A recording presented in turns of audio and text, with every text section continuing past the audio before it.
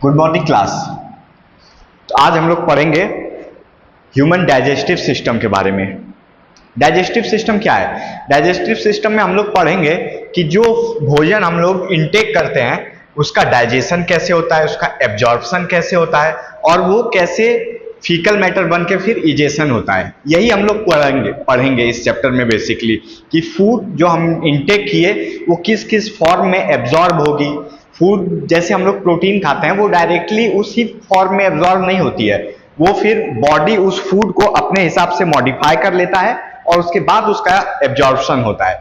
ठीक है, तो इसमें हम लोग सबसे पहला टर्म देखते हैं डाइजेशन। डाइजेशन डाइजेशन क्या है? डाइजेशन को हिंदी में हम लोग कहते हैं पाचन, पचने की प्रक्रिया।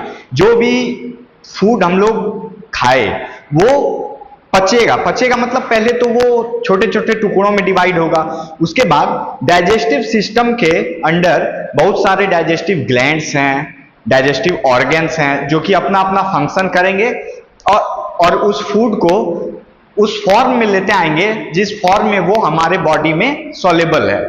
ठीक है, तो डाइजेशन के बारे में अगर हम लोग देखते हैं तो digestion is a process of changing complex food into simple and soluble food. Okay, process of changing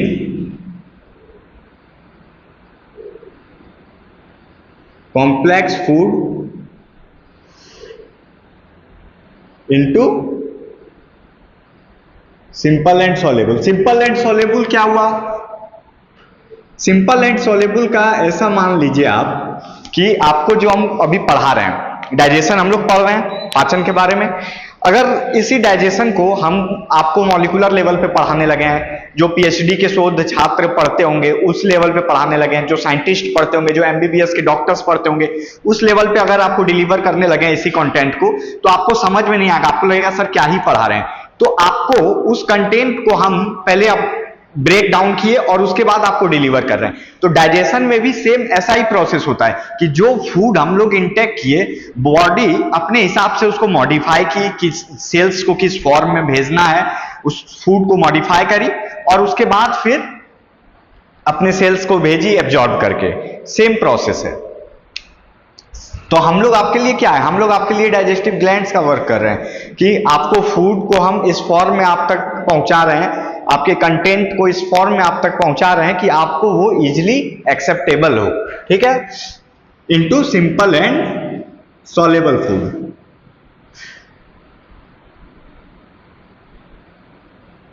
ठीक है, एग्जाम्पल हम इसका देखते हैं।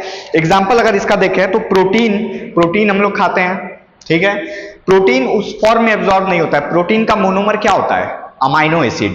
आप लोग पढ़े होंगे या पढ़िएगा, अगर नहीं पढ़े होंगे तो अभी जान लीजिए कि 20 टाइप्स ऑफ अमाइनो एसिड्स होती है। ठीक है, जो प्रोटीन को फॉर्म करती है। तो अलग अलग प्रोटीन बनता है, उन अमाइनो एसिड से अलग अलग टाइप का प्रोटीन बनता है। जो प्रोटीन हम लोग जिस फॉर्म में लेते हैं बॉडी जरूरी नहीं है कि उसी फॉर्म में उसको एब्जॉर्ब करे। Our digestion system will modify that protein and after it the protein will get absorb. Example देखते हैं हम लोग। प्रोटीन हो गया, फैट का मान देखिए, fat change into fatty acid and glycerol.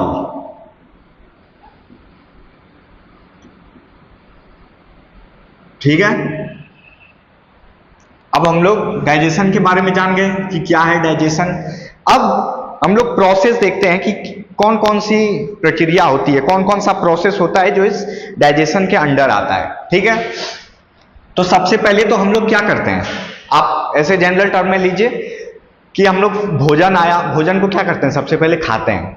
Mouth के द्वारा चर्निंग मूवमेंट होता है। माउथ में क्या होता है? माउथ में सलाइवरी ग्लैंड्स हैं प्लस टीथ है जो कि उस फूड पार्टिकल को ब्रेक डाउन करता है, छोटे छोटे टुकड़ों में बांटता है ताकि आगे जो डाइजेस्टिव सिस्टम के और ऑर्गन हैं उनको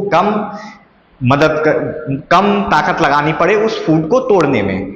ठीक है, तो डाइजेशन के बारे में हम लोग देखते हैं। डाइजेशन को कहते हैं कि it is a physiochemical process.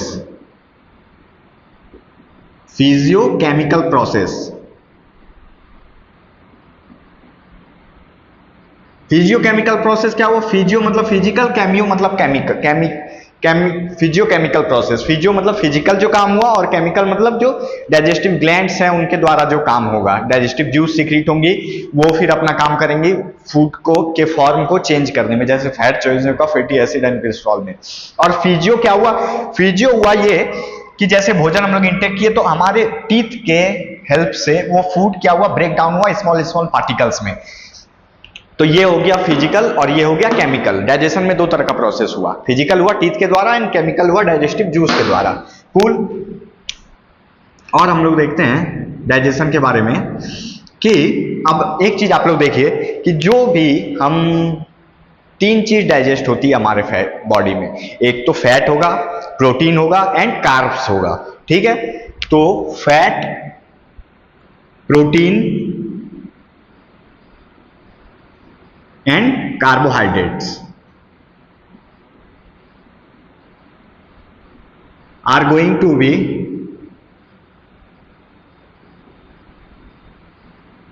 digested in the body.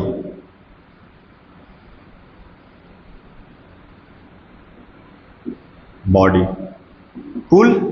ये तीन चीज डाइजेस्ट होगा। अब आप कहिएगा कि सर जो हम लोग पानी पीते हैं, जो मिनरल्स है, जो न्यूट्रिएंट्स है, they will not get digested, they will get absorbed in their original form.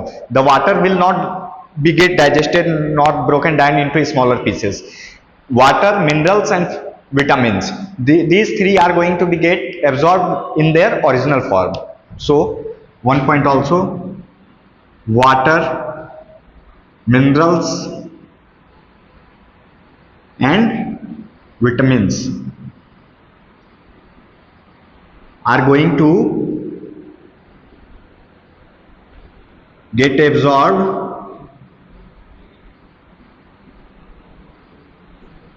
in their original form.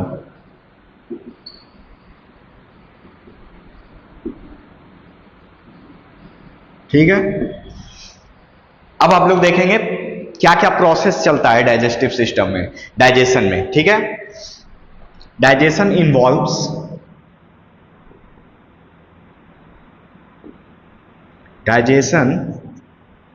Involves पहला तो इसमें होता है क्या? इंजेशन क्या हुआ? इन मतलब अंदर, जेसन मतलब अंदर लेना।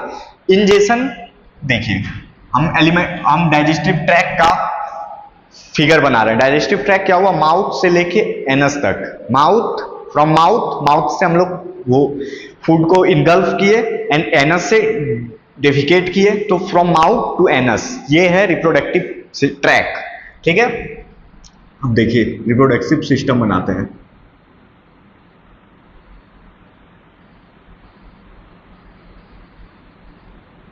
ठीक है,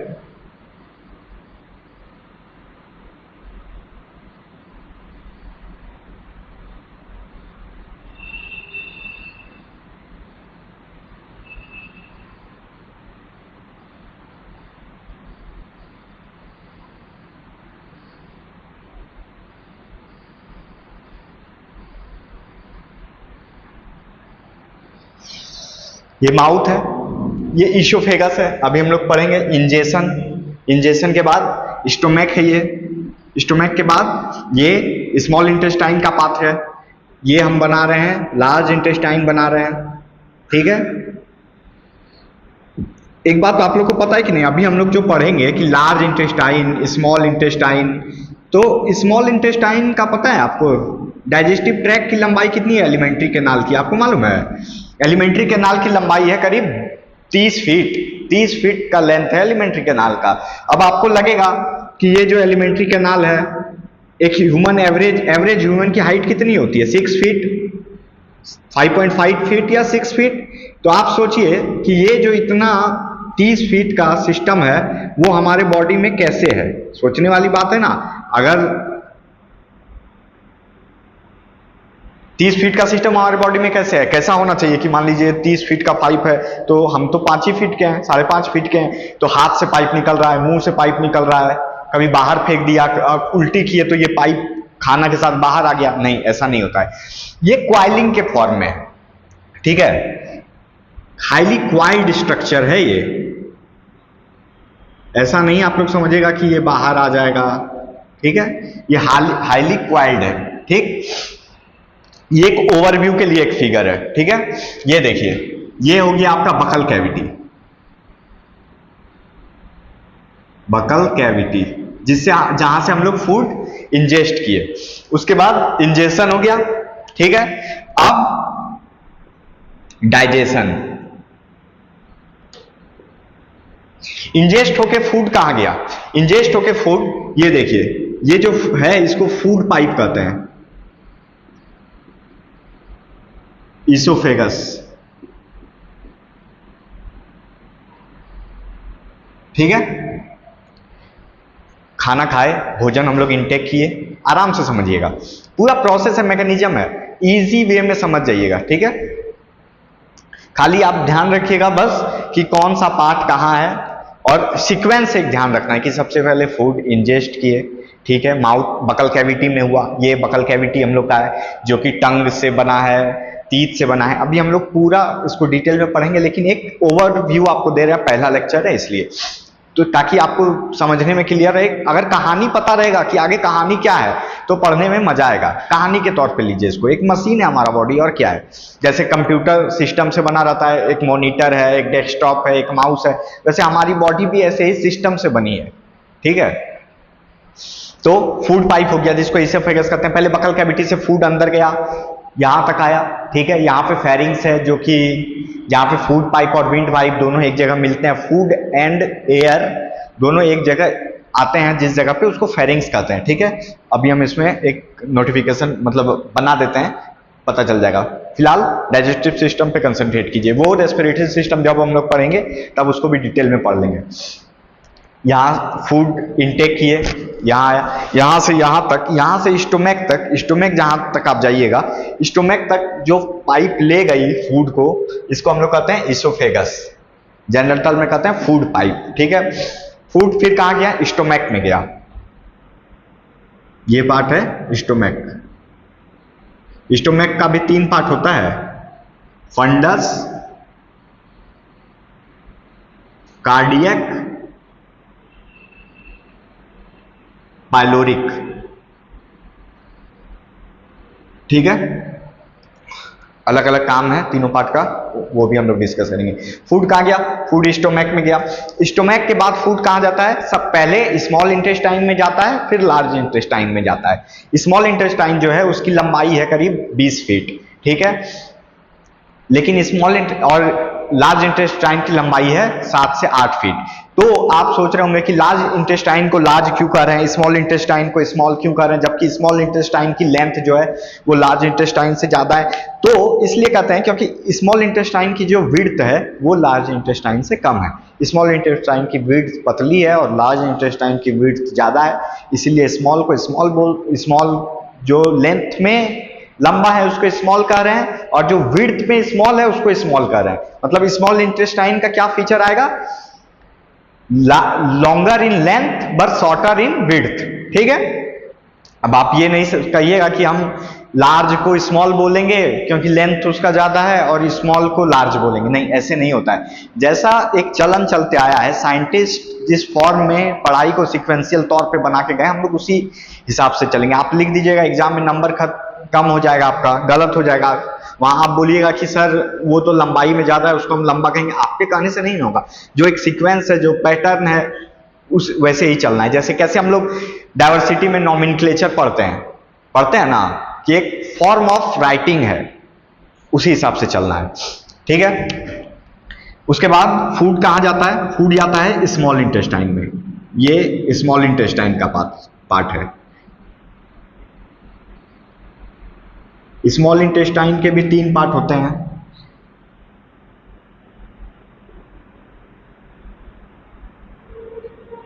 ड्यूडेनम, जेजुनम एंड इलियम, ठीक है। स्मॉल इंटेस्टाइन के 3 पार्ट हो गए, ये सी शेप ड्यूडेनम और फिर इलियम, जेजुनम यहाँ पे और इलियम, इस पार्ट को इलियम कहते हैं। उसके बाद फूड कहाँ आ जाएगा, फूड आ जाएगा उसके बाद फिर ये लार्ज इंटेस्टाइन में। लार्ज इंटेस्टाइन के भी 3 पार्ट होते हैं।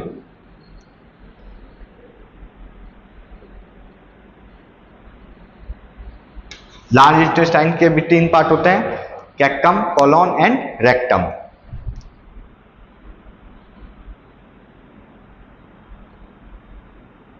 कैक्टम, कोलोन एंड रेक्टम, ठीक है। ये एक इंट्रोडक्टरी पार्ट हो गया, ठीक है। ये देखिए पहले इंजेक्शन हुआ, ये पार्ट तो छूट ही गया, हम वो समझाने लगे आपको। इंजेक्शन हुआ, डाइजेशन हुआ, फिर फूड का क्या होगा, एब्जॉर्प्शन होगा, और फिर इजेशन होगा। ये सीक्वेंस है फूड का। इंजेक्शन कहां से हुआ, माउथ से इंजेक्शन हुआ, स्टोमक और स्मॉल इंटेस्टाइन में डाइजेशन हुआ, एब्जॉर्प्शन थोड़ा स्मॉल इंटेस्टाइन में, बाकी पानी का एब्जॉर्प्शन लार्ज इंटेस्टाइन में एब्जॉर्प्शन हुआ, और उसके बाद एब्जॉर्प्शन होके जो लार्ज इंटेस्टाइन का रेक्टम पार्ट है वहां से फीकल मैटर डेफिकेट हो गया, रिमूव हो गया। ये सीक्वेंस है, ये कहानी है फूड की। अब हम लोग सबसे पहले पढ़ेंगे बकल कैविटी के बारे में, उसके बाद जो जो ऑर्गन्स इन्वॉल्व हैं डाइजेशन में उनके बारे में हम लोग पढ़ेंगे, ठीक है। कूल।